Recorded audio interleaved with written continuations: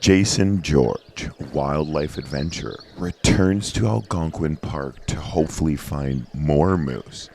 And in this episode, he sees moose together and actually encounters someone who shared a clip on Instagram of him with a moose at an encounter. I'm lucky enough to see a black bear. Oh, that's a cool sighting.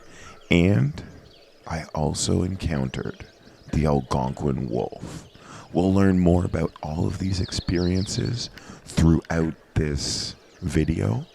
Check out some of the other things that I do, like writing books. I have a hot sauce, and I have a wildlife club. Have you ever been to Algonquin Park?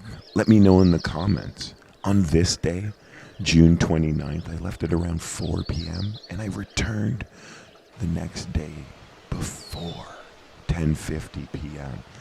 I was truly blessed with some of these encounters that I had.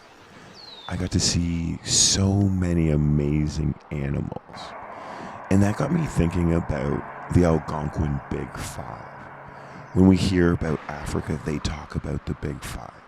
But what is the Big Five in Algonquin? I think for sure you have to have the wolf, the moose, the bear in it. But then, do you put the deer, the fox, the beaver? What are your thoughts on this? Leave it in the comments below and let's discuss. I think it would be fun to create an Algonquin Big Five. Sometimes when you're out photographing animals, a moment happens and you don't capture it. Or you capture it and your settings are wrong. So at nighttime, I come across this moose and my settings aren't set at nighttime. So I'm trying to struggle to figure it out, and I brighten it on my computer and you can kind of see the moose. But this is what happens sometimes when you're out in the field. So I don't have great footage of moose 1. And then I wake up in the morning and I'm out looking, but I forgot to change my settings. So moose 2, I don't get good pictures of that. But then finally, moose 3 shows up. And this moose is beautiful. And she's hanging out, just admiring us. And luckily, all the cars that come by are appreciating. And they stop and slow down. And if you want to learn more about this moose or a lot of these encounters, I'm going to share a separate video. But check out that blue car in the back. Well, I noticed them that they're taking some pictures. And when they leave, I exchange contacts with them. And then they shared this video.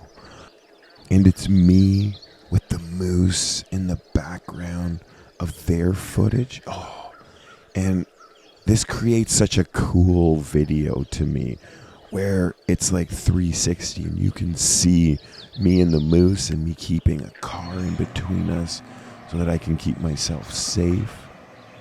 And then all of a sudden the moose vanishes. And this is again what confuses me so much, is how quickly such large animals can just vanish in front of your eyes.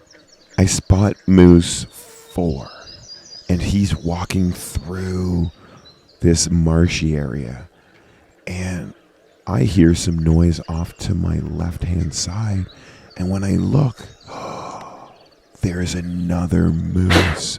Oh, this is so cool. The two of them hanging out and sort of walking together. And now I change my position because they are moving quite quickly.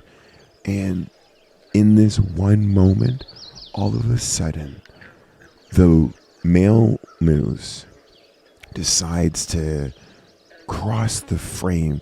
And now I have the 2 moose in the same video, in the same frame.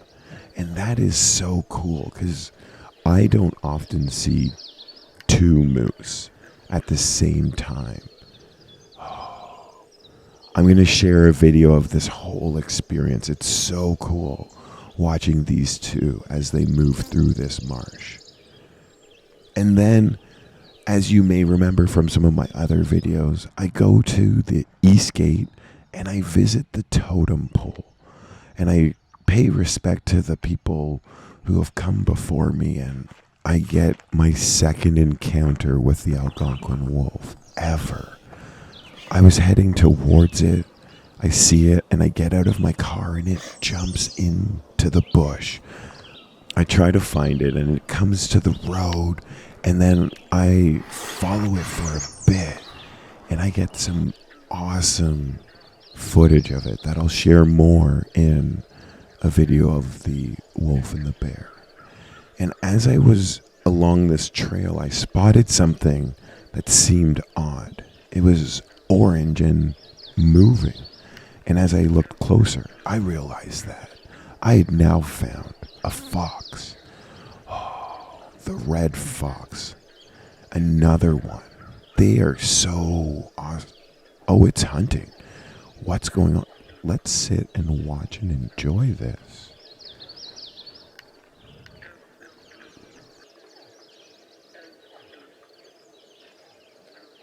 Oh, there was a red squirrel that just ran past. Oh, and it's up the tree. Oh, I don't think that the fox got lucky on that meal. But I saw that first fox earlier hunting yesterday. And then I get to see a snapping turtle, and she's laying her eggs. This is a really cool experience, as it reminds me of my trip to Jamaica, where I got to see a mother turtle laying 200 critically endangered sea turtle eggs. And I've never seen so many butterflies in the park. And I was wondering if this turtle was going to fall. And I had to also stop in on this moose. Well, it's the remains of a moose. And if you want to see the process of the deterioration, you can check out some of my earlier videos. But it's been about since April that it was dead, and this is what is left. It's become food for so many other animals. And those animals that have eaten that and then pooped it up has now created food for the butterflies. And we can't forget about the little toads that we see. And on this trip, I also went kayaking. And I love being on the water. Have you ever been kayaking? What about kayaking in Algonquin Park?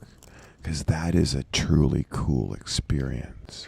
Trip was not complete until I had seen, yep, that is a black bear. Oh, I have now seen 5 moose, a wolf, a black bear, and so many other amazing animals. And this is why I think that you should take a trip to Algonquin Park and check it out. I wasn't there for a day, and I had a great time. Even if I didn't see such amazing animals, I still love going to the park. And if you look closely in this video, you might notice the little babies. Yeah, there's 2 little baby turkey vultures. I left the park because it was raining and a storm was coming in. I hope that you've enjoyed this video. Please like, share, subscribe, and check out some of the more in-depth videos on the animals in this video. Well, until next time, stay safe, have fun, and keep enjoying the wildlife.